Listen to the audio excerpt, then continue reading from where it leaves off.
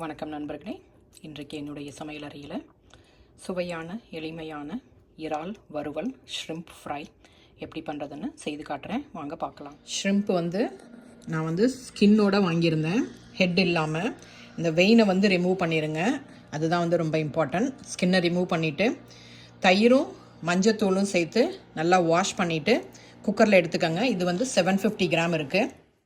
மஞ்சத்தூள் 1/2 teaspoon, 2 teaspoon கொத்தமல்லி தூள் சேர்த்துக்கோங்க, 1 டீஸ்பூன் மிளகாத்தூள், காரம் உங்களுக்கு தகுந்த மாதிரி சேர்த்துக்கோங்க. கோகோனட் பவுடர் 2 டேபிள் ஸ்பூன், உப்பு தேவையான அளவு சேர்த்துக்கோங்க. நான் ஒரு 3/4 டீஸ்பூன் சேர்க்குறேன். இஞ்சி பூண்டு பேஸ்ட்டு 1 டீஸ்பூன் நல்லா கோபுரமாக சேர்த்துருக்குறேன். இப்போ 1/4 கப்பு தயிர் சேர்த்து இதை நல்லா கிளறி ஒரு அரை மணி நேரம் ஊறட்டும். அப்புறமா நம்ம ஒரு விசில் விட்டு இதை எடுத்துக்கலாம். ஒரு நான்ஸ்டிக் கடாய் வச்சுக்கோங்க.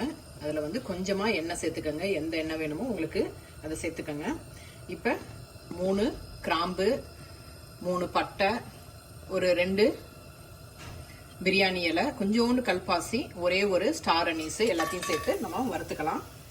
இது வறுபட்டதும் வெங்காயம் சேர்த்துக்கலாம்.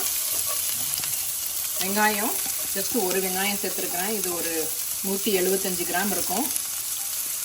நல்லா பொடியாக நறுக்கிட்டு அதையும் சேர்த்து வதக்கிக்கலாம்.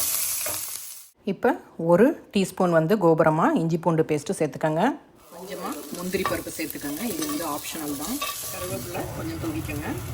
இப்போ நம்ம அந்த ஷ்ரிம்ப் வேக வச்சதை சேர்த்துக்கலாம். கரம் மசாலா 1 டீஸ்பூன் சேர்த்துக்கோங்க. நல்லா ஃப்ரை ஆகிட்டு உங்களுக்கு தண்ணியெல்லாம் சுண்டின பிறகு இந்த லெவல் உங்களுக்கு போதும் அப்படின்னா நீங்கள் அடுப்பை நிறுத்திடலாம். எப்போதுமே நல்லா பெருசாக ஓப்பனாக இருக்கிற கடாயில் சமைச்சிங்கன்னா ரொம்ப சுலபமாக இருக்கும்.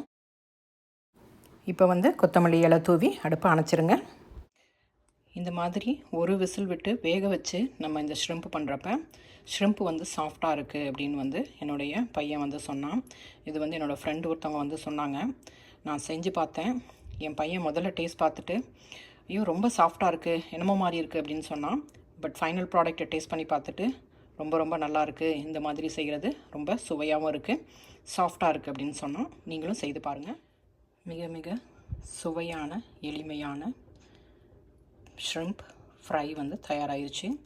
உங்களுக்கு இந்த ரெசிபி பிடிச்சிருந்ததுன்னா லைக் பண்ணுங்கள், ஷேர் பண்ணுங்கள், சப்ஸ்கிரைப் பண்ணுங்கள். என்ஜாய். தேங்க்ஸ் ஃபார் வாட்சிங்.